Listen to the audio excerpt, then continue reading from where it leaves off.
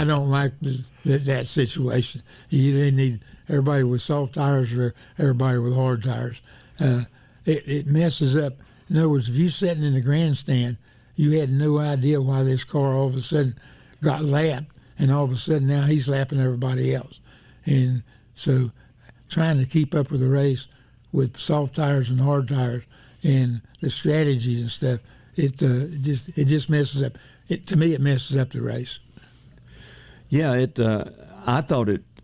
Watching it on television, I stayed mixed up all the time. Of course, it don't take much to get that on me, but and the scoring couldn't hardly keep up with it fast as there's and there's making unscheduled pit stops and different strategies. Some staying out and running slow, and it was just confusing race. But it wound up interesting. I guess I shouldn't complain about the race.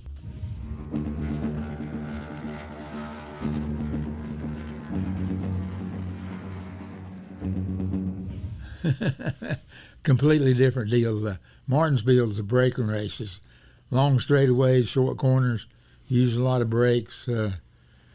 And golly, I guess they changed gears. I don't understand all this gear changes, but they changed them gears. I'd get tired of changing gears that many times. 500 laps and change gears 3 or 4 times a lap.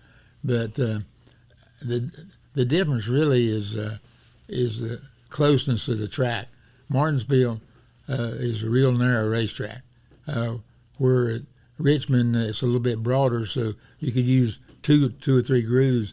At Martinsville is 1.5 grooves.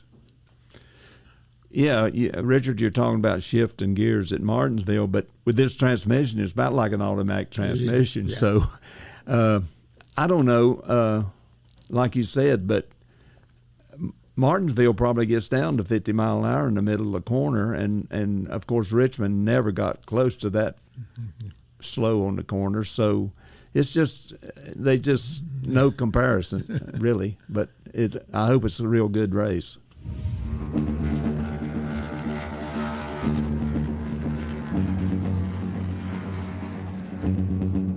You know, I think that's been in the works for a pretty good while. It's been out there. Everybody's discussed it. So basically when they did it, it really wasn't a surprise to anybody. I think being you've heard all the rumors and they come out of that shop, then everybody really knew things were going on. The deal is they got so many people working over there, and then they got the drivers that I think they had to give them sort of a warning that, hey, you know, it's liable to come down like this, and you might be better to kind of look around and see if you can get you another job. And they will try to help the people to try to get settled in, and that's one good thing about that operation. Yeah, I was talking to some of them yesterday, and it kind of caught some of the workers off guard, and the drivers, I know they're talking to other teams for putting out their resume, and they'll be driving hard to show themselves from here on, show what they got. But it's been confusing to the workers, according to what I'm hearing from them, and I feel for them, you know, because the gas prices ain't 15 cents a gallon anymore like I've seen.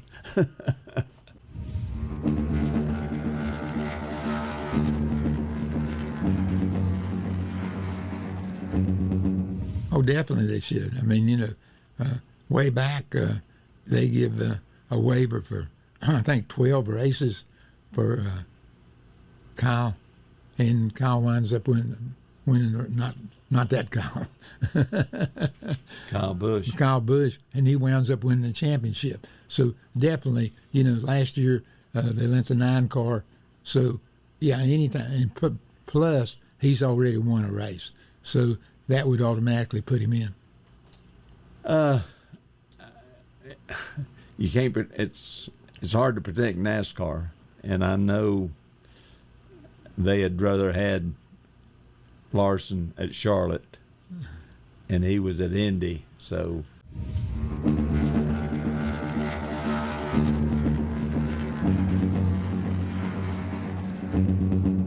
Hey, right now it's a toss-up. I mean, we go back last year, and the 19 car won the regular championship deal. But then when it started the last 10 races, he just went all to pieces. And then we've seen the 12 car didn't do that good until they got into the playoffs. And then all of a sudden, everything went good for them and they won the championship. So right now it's very, very unpredictable. It's unpredictable on drivers and also manufacturers because everybody's got at least one good driver that's just about competitive every race. So it's like everything else is going on. It's going to be interesting.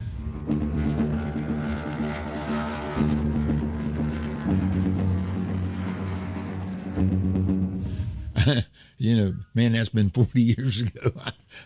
I don't know. I think, the big deal there was the president was there, and we got to go up and talk to him a little bit, and then we all the crews and drivers and wives and crew members and stuff got to eat Kentucky Fried Chicken with the President of the United States on July the 4th. So I remember that part.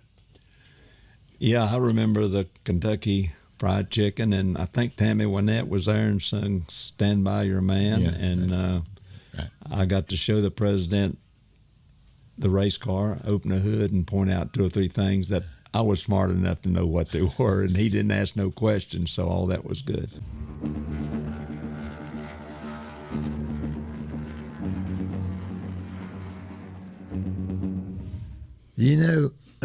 As far as I'm concerned, I didn't see a whole lot of difference. It did make a lot of difference not coming to the start-finish line.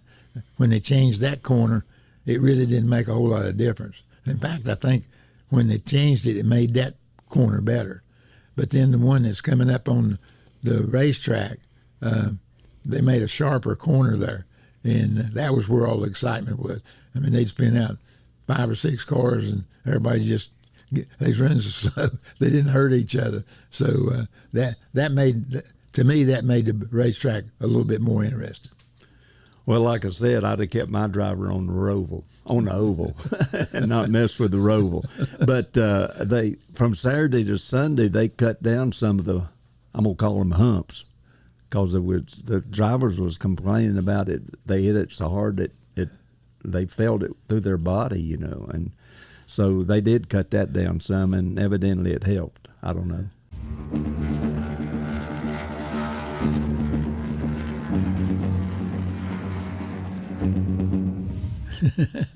It's hard to say. None of them's been there as far with the Cup cars, so you got to learn the track, okay? So the idea of just going to a new track, I always like to go to a new track because Dale usually had the car set up pretty good, and we won a lot of races. The first time we'd go, we'd win races. Then next time we'd come back, then people learn a little bit more, and they'd catch up with us. So it's just going to be new to everybody.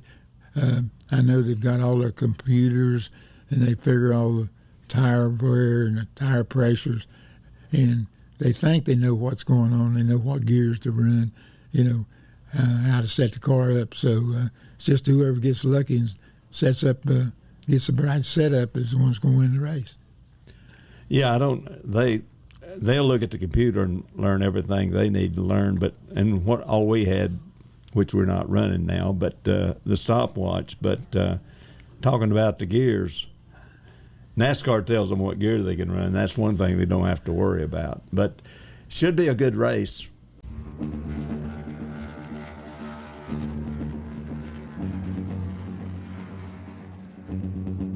Like we said before, who would have thought that a first-time winner would be at Daytona?